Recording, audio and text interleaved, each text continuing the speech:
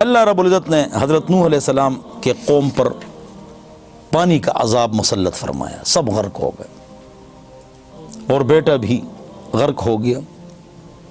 اللہ رب العزت نے اس کو تباہ کر دیا۔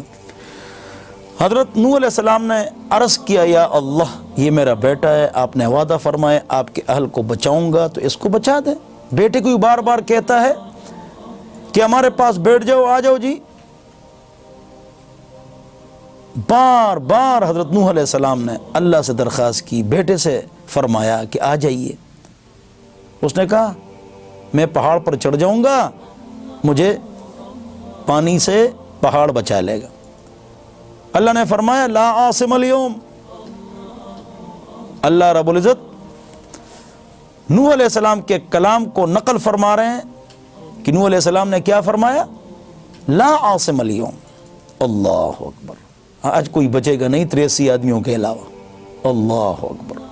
فحال بینہم الموج فکان المغرقین، درمیان میں موج آ گئی اور بیٹا غرق ہو گئی۔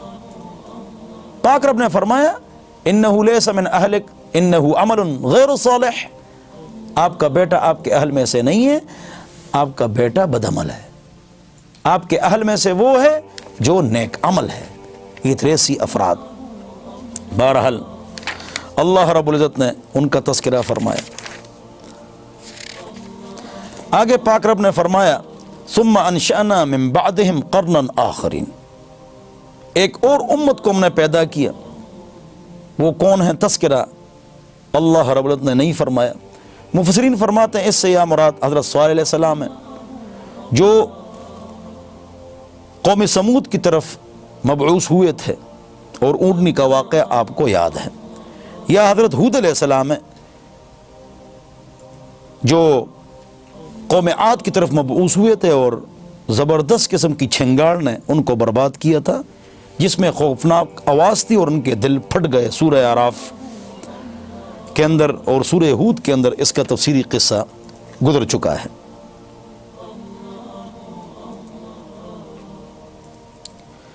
پاک رب فرماتے ہیں کہ بہت سارے انبیاء کو میں نے بھیجا، وقت کے نبی کی مخالفت جس نے کی اللہ نے ان کو پاش پاش کر دیا، چاہے سامنے حکومت ہے، قوت ہے، طاقت ہے، عدد ہے، عدد ہے، تیاری ہے، پیسہ ہے، قبیلہ ہے، قوم ہے، اللہ نے سب کو پاش پاش کر دیا۔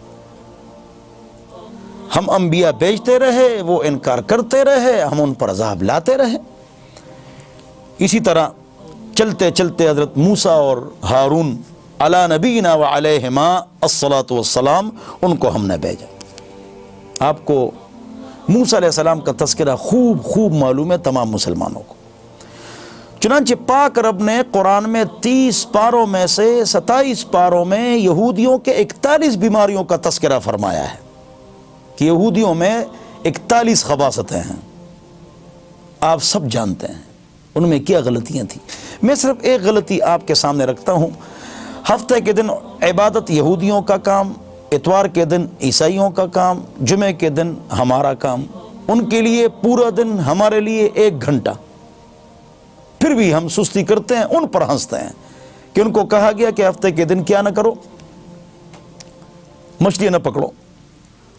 وہ تالاب کی طرف مچھلیاں لاتے تھے اور اتوار کے دن پکڑتے تھے، تو اللہ کا عذاب ان پر آیا، ان کے چہرے بندروں کی طرح ہو گئے اور بعد میں وہ ہلاک ہو گئے۔ مسلم شریف کی روایت، ابن عباس رضی اللہ عنہ کی تفسیر کہ وہ بعد میں ہلاک ہو گئے تھے۔ یہ جو آج کل کے بندر ہیں یہ وہ نہیں ہیں، یہ تو شروع زمانے سے چلے آ رہے ہیں۔ بہرحال تو حضرت موسیٰ اور ہارون علیہ السلام کا تذکرہ یہاں موجود ہے، اور حضرت عیسیٰ علیہ السلام کا تذکرہ بھی یہاں پر موجود ہے۔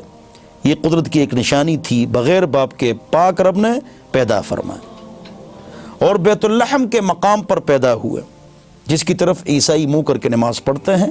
یہودی صخرہ جس پر یہ بیت المقدس کا جو گنبد ہے پیلا سا، آپ یہ سمجھتے ہیں یہ مسجد اقصیٰ ہے۔ مسجد اقصیٰ کی جو گنبد ہے وہ سبز ہے، اس کو مسجد عمر بولتے ہیں، ادھر لوگ نماز پڑھتے ہیں، یہاں نہیں۔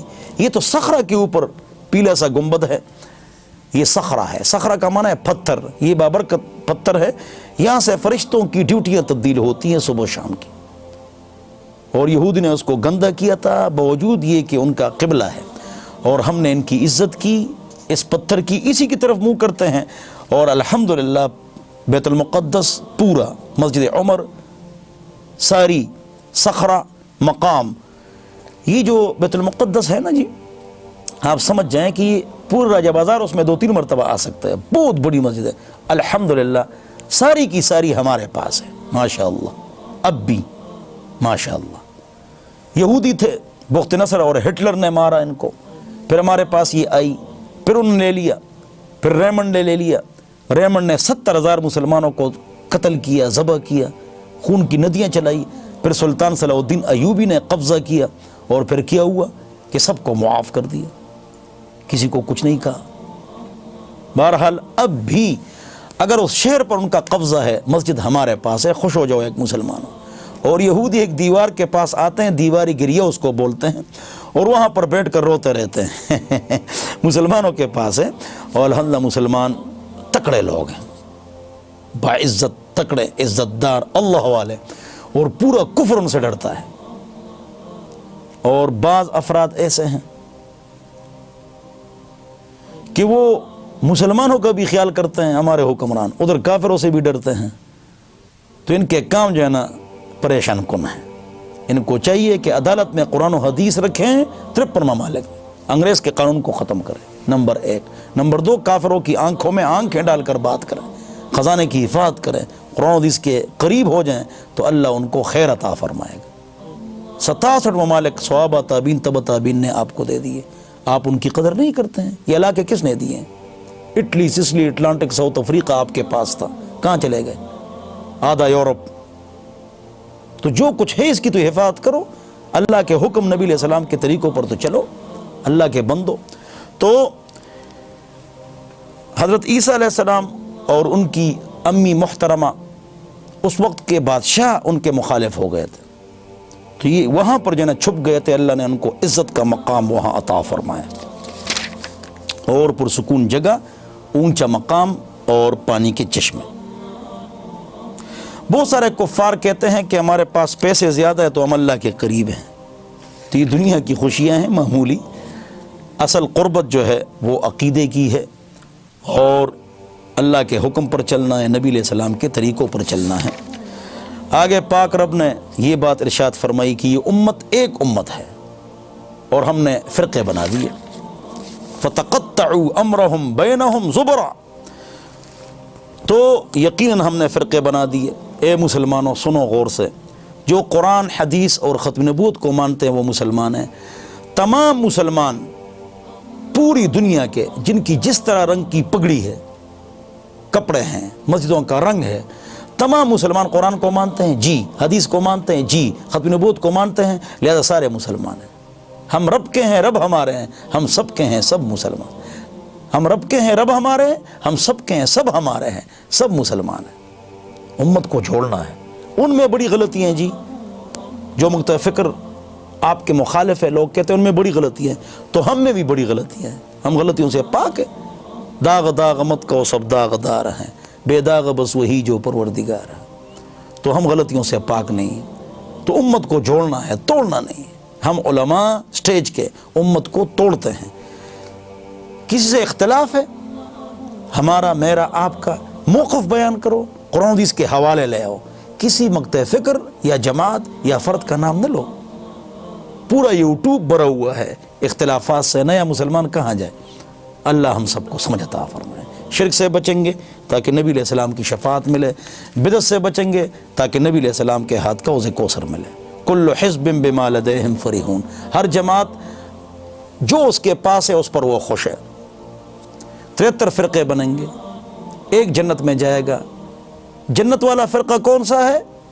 اور 72 کون سے ہیں؟ 72 جا چکے ہیں۔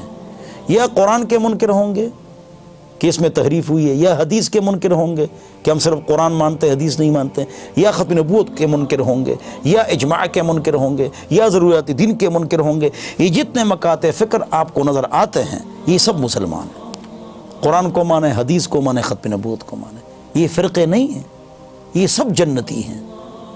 شرک سے بچنا ہے، نبی علیہ السلام کی شفاعت ملے، بدعت سے بچنا ہے، نبی علیہ السلام کے ہاتھ کا حوض کوثر مل جائے۔